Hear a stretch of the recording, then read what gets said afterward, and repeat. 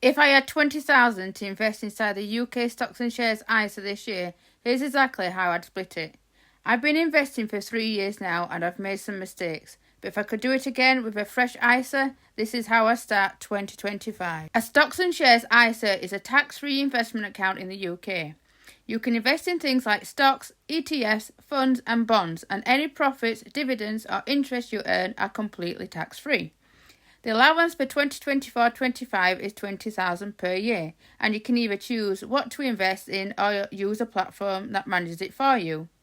It's ideal for long-term growth, usually 5 years or more, and it's one of the best ways to build wealth without giving a cut to the HMRC. If I had the full 20k to use this year, here's how I split it.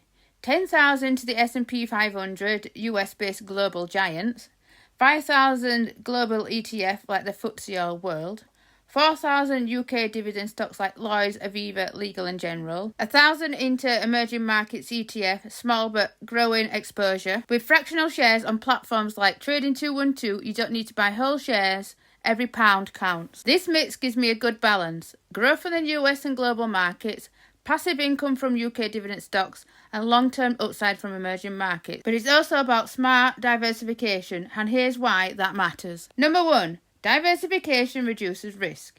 If the UK and US fall, other regions like Asia or Latin America hold up better. That spreads your risk. Number 2. Different economies perform at different times. India may grow fast while developed countries slow down.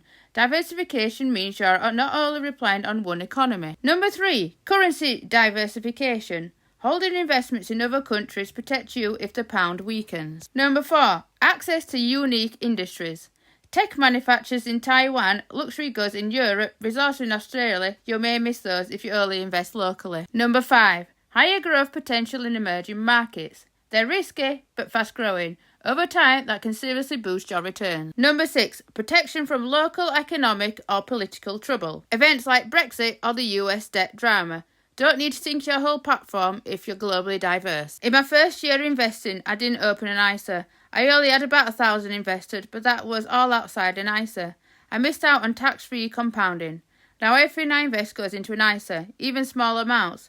The earlier the start, the more those tax-free gains stack up over time. In 2025, the rules change. You can now contribute to more than one stocks and shares ISA in the same tax year. That's great if you use multiple platforms or apps. Just make sure you stay within the 20,000 total limit. 10 common ISA mistakes I wish I knew sooner. 1. Not using the full ISA allowance. Every tax year you can invest up to 20,000 tax-free. If you don't use it, you lose it. That's a big opportunity wasted. 2. Being too cautious or too risky. Holding too much cash in a stocks and shares ISA limits growth. On the flip side, going all in on risky stocks without understanding them is just gambling. Number 3. Poor diversification. Don't put all your money into one stock or region. Use global index funds or mix UK, US and emerging markets to spread your risk. Number 4. Frequent trading. Trying to jump in and out of the market rarely works. Long-term buy and hold investing usually performs better, with less stress. 5. Paying high fees. Check your platform and fund fees. Just a 1% difference can cost you thousands over time. Number 6. Ignoring monthly contributions. Waiting until March to invest a lump sum might mean missing out on nearly a year of tax-free growth.